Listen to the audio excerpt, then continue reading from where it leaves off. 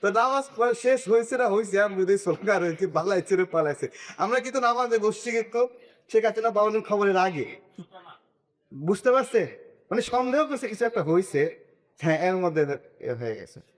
তো প্রিয় ভাইয়েরা, আমরা এই জুলাই গণঅভ্যুত্থানে আমরা যারা কারাবন্দী ছিলাম, মানে কিসের ভাতা চাইবো অথবা কিসের আপনার হলো স্মারক চাইবো।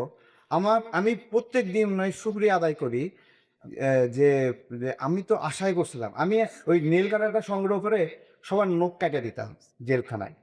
মানে নখ কাইটা দিতাম এইজন্য আমি আগেরবার যে কবার মানে মানে জেলে ছিলাম বা আমার একটা জিনিস ছিল যে এখানে পানির সমস্যা আর এখানে চুলকানি হয়। সুতরাং আমাদেরকে যেহেতু অনেকদিন থাকতে হবে জেলে, আমাদের পরিষ্কার পরিচ্ছন্ন থাকতে হবে।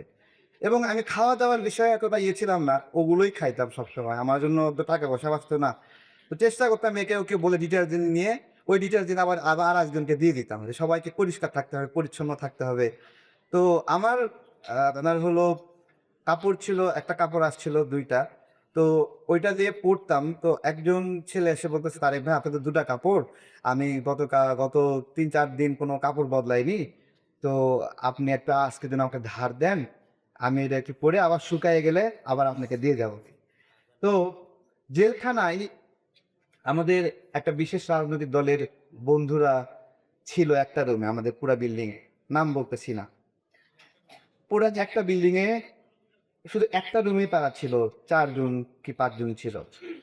তো দুঃখজনক তাদেরকে আজকে আমার এখানে জিজ্ঞাসা, "আপনাদের জন্য কোরমা বিরিয়ানি শেখ হাসিনা পাঠাতো নাকি দলের পক্ষ থেকে পাঠাতেন?" জিজ্ঞাসা করছি, কারণ আছে। মানে পুরা জেলখানায় একরকম খাবার, তাদের জন্য আলাদা খাবার আসতো। নাম বললাম না। ঐক্যের যোগ্য নাম বললাম না, ছাড় দিলাম নাকি? না, বলা যাবে না। মানে কেন বলতেছি? কেন বলতেছি? মানে আমরা ১৮ টা মাস যতদিন অন্তর্বর্তীকালীন সরকার ছিল, প্রত্যেকটা কারাবন্দী মনে হয় বুকে পাথর চাপা দিচ্ছিল। যে এত অনুষ্ঠান হয়, এত প্রোগ্রাম হয়, আমাদের কোথাও কেন বলে না? কোথাও কেন বলে না? এটা অন্যরকম একটা কষ্টের জায়গা।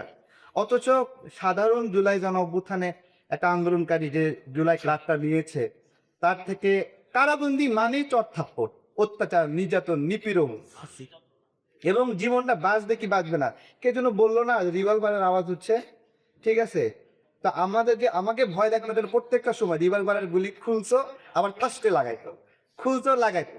বুঝতে পারি এটা প্রত্যেকটা সময় যে এই মুহূর্তে মনে হয় মেরে দিল। সুতরাং জুলাই কারাবন্দী আমরা যারা আছি এবং আপনার হলো ৩য় দিনে যখন অত্যাচার করছিল রিমান্ডে, ৩য় দিনে যেটা হচ্ছিল বলছিলাম পানি খাও। তো বলছে নে পানি খা। হা করছি, চোখ তো বাঁধা, হা করছি। ঠিক আছে? তো মানে পানির পরিবর্তে মুখে আমার শরীরে ৭-৮ টা জায়গা আছে। ৭-৮ বার কারেন্ট শক দিয়েছিল। ঠিক আছে? পানির পরিবর্তে ঠোঁটে দিয়েছিল কারেন্ট শক। ভাবছি পানি দিচ্ছে, হা করছি সেই সময় কারেন্ট শক দিছে। ঠিক আছে? এরপরে আর পানি খাইতে চাইনি সেখানে।